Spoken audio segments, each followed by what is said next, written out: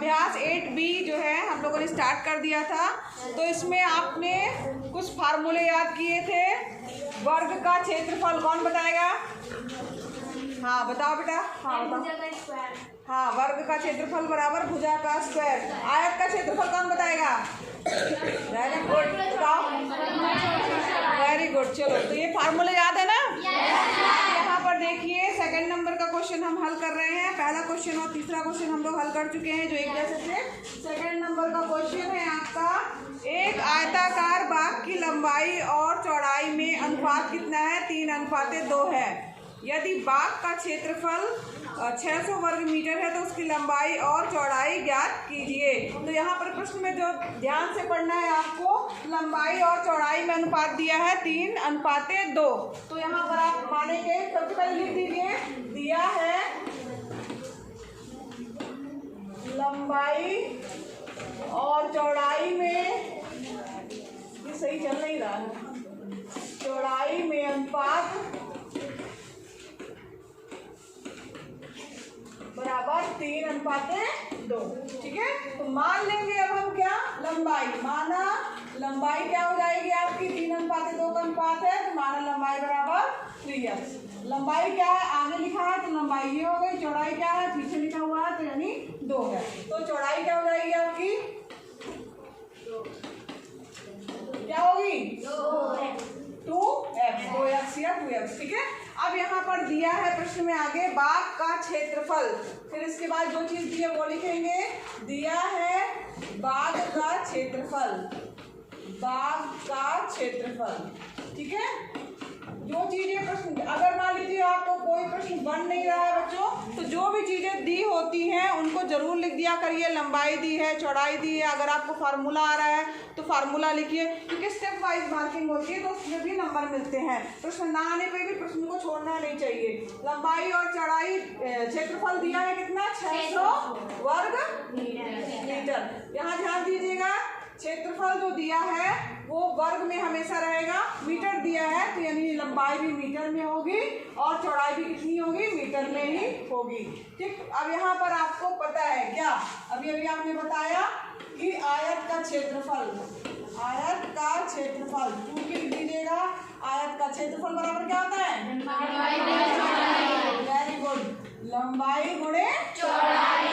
लंबाई गुणे क्या हो गया आपका? चौड़ाई। ठीक है, अब लंबाई कितनी है? 3x। चौड़ाई कितनी है? 2x। ठीक है, 3 दूनी 6, 6x स्क्वायर। तो यहाँ पर लंबाई गुणे चौड़ाई यानी 3x × 2x यानी 6x स्क्वायर। अब प्रश्न में दिया है आयत का क्षेत्रफल। आयत का क्षेत्रफल बराबर क्या दिया हुआ? 600 वर्ग मीटर। तो यहाँ पर अब आगे आप लिखेंगे क्या? प्रश्नानुसार। प्रश्नानुसार, ठीक है, प्रश्नानुसार क्या हो जाएगा आपका? 600 बराबर हो जाएगा 6x स्क्वायर। ठीक, अब यहाँ पर देखिए x स्क्वायर बराबर क्या आ जाएगा? जब यहाँ पर 6 मल्टीप्लाई में है तो दूसरी तरफ जाएगा तो वो 600 के क्या हो जाएगा? बटे में हो जाएगा। 600/6, 6 कम 6 और यहाँ पर ये क्या हो गया? 100। तो हमारे पास क्या प्राप्त हो गया? x स्क्वायर बराबर 100। तो x बराबर क्या हो जाएगा? x बराबर हो जाएगा √100। 100 का वर्गमूल निकालेंगे क्या आएगा? बताओ, 100 का वर्गमूल निकालेंगे क्या आएगा? किसका स्क्वायर है 100? 50 का स्क्वायर है 100? 10 का ना? हाँ, तो 10 का स्क्वायर है 100, तो x का मान आ जाएगा +-10। अब चूंकि जो हम ले रहे हैं लंबाई चौड़ाई तो वो कभी भी माइनस में नहीं हो सकती है, इसलिए हम क्या लेंगे? इसके धनात्मक मान को ही लेके चलेंगे। तो यहाँ पर x बराबर क्या आ जाएगा मान? x बराबर 10। तो यहाँ पर x का मान प्राप्त हुआ, यहाँ पे लिख देंगे ऋणात्मक मान छोड़ने पर। सही चल, ऋणात्मक मान छोड़ने पर। ठीक है, छोड़ने पर। अब यहाँ पर देखो x का मान प्राप्त हो गया, लेकिन अभी हमें लंबाई और चौड़ाई नहीं प्राप्त हुई है। लंबाई और चौड़ाई कैसे प्राप्त होगी? तो लंबाई के लिए यहाँ पर हम क्या करेंगे, 3 गुणे x का मान रख देंगे। चौड़ाई ज्ञात करने के लिए क्या करेंगे बच्चों, 2 गुणे x का मान रख देंगे। ठीक है, समझ में आ रहा है? तो यहाँ पर आपका क्या हो जाएगा, इसके बाद आप लिखिएगा यहीं पे, यहाँ लिख दे क्या, इसके बाद यहाँ पर आप लिखिएगा लंबाई बराबर हो जाएगा 3 गुणे 10 बराबर 30 मीटर, और चौड़ाई बराबर क्या हो जाएगा,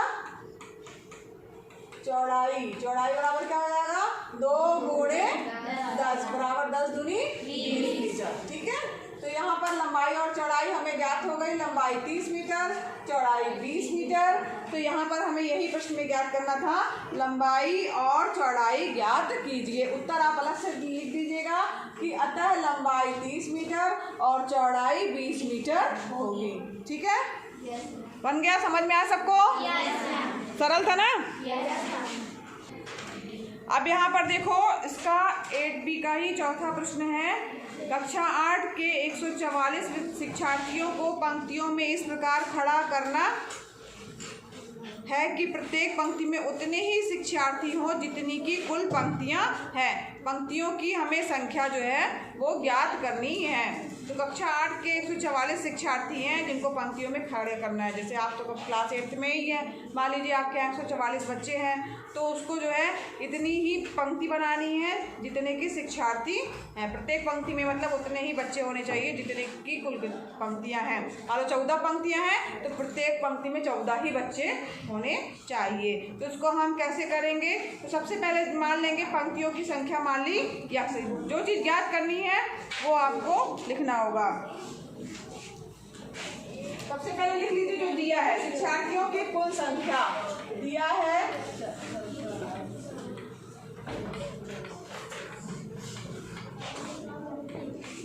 शिक्षार्थियों की कुल संख्या, कुल संख्या कितनी दी हुई है शिक्षार्थियों की? 144।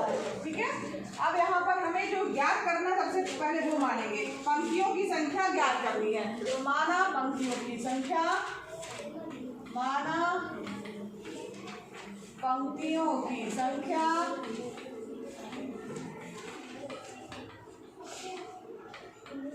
बराबर x है। ठीक है, अब यहाँ पे पंक्तियों की संख्या तो हमने मान ली। अब प्रत्येक पंक्ति में लिखा है उतने ही बच्चे हैं जितनी की पंक्तियां हैं, तो प्रत्येक पंक्ति में शिक्षार्थियों की संख्या भी कितनी होगी? x ही होगी। ठीक है, प्रश्नानुसार देखो प्रश्न क्या कह रहा है, ध्यान से पढ़िए कि प्रत्येक पंक्ति में उतने ही शिक्षार्थी हो जितनी कुल पंक्तियां हैं। तो हमने पंक्तियों की संख्या x मान ली है, तो प्रत्येक पंक्ति में शिक्षार्थियों की संख्या भी क्या होगी? x होगी। प्रत्येक पंक्ति में शिक्षार्थियों की संख्या,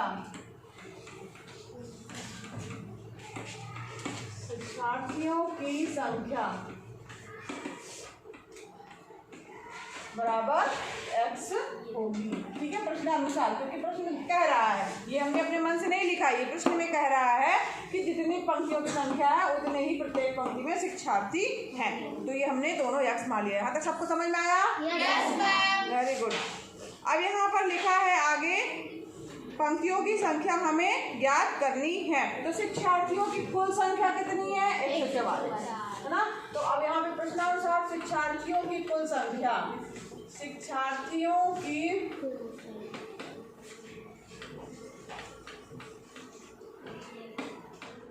कुल संख्या, कुल संख्या बराबर क्या हो जाएगी? पंक्तियों की संख्या गुणे प्रत्येक पंक्ति में शिक्षार्थियों की संख्या। पंक्तियों की संख्या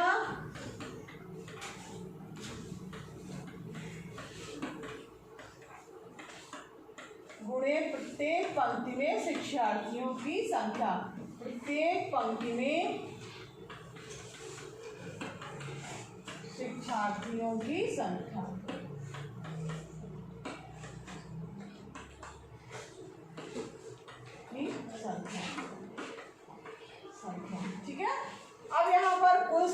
कितनी दी हुई है? 144। उसमें दिया है ना शिक्षार्थियों की कुल संख्या 144। पंक्तियों की संख्या कितनी है? x। शिक्षार्थियों की संख्या कितनी है? x। ठीक है, तो 144 बराबर क्या हो जाएगा?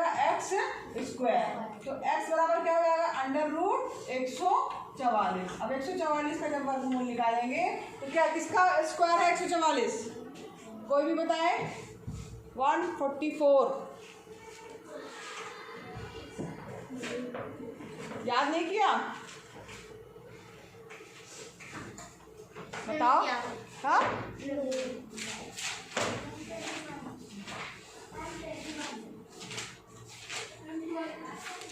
12।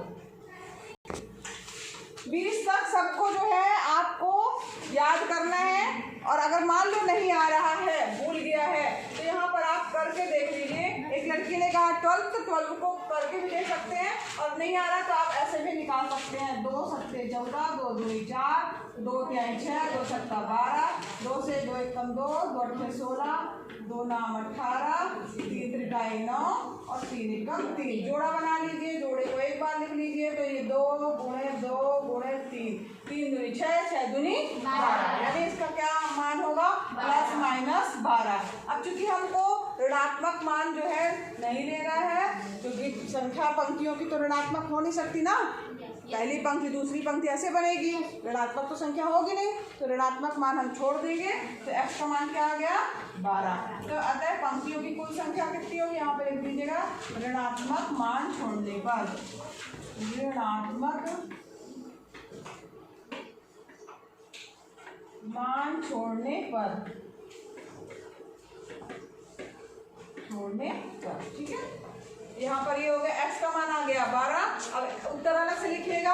अतः पंक्तियों की संख्या 12 व प्रत्येक पंक्ति में शिक्षार्थियों की संख्या भी 12 होगी। उत्तर यहाँ पे लिखिएगा। उत्तर अतः पंक्तियों की संख्या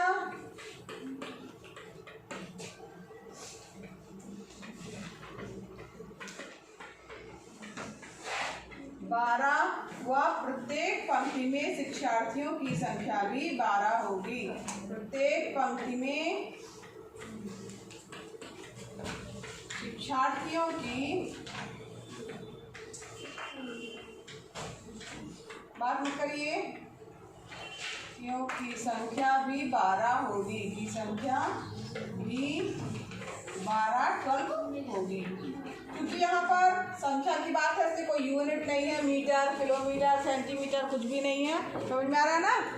क्योंकि संख्या है, तो यहाँ पर इस तरीके से आपको इसका उत्तर लिखना होगा। तो ये जो है क्वेश्चन खत्म हुआ। 5वें प्रश्न का थोड़ा सा हिंट देख लीजिए।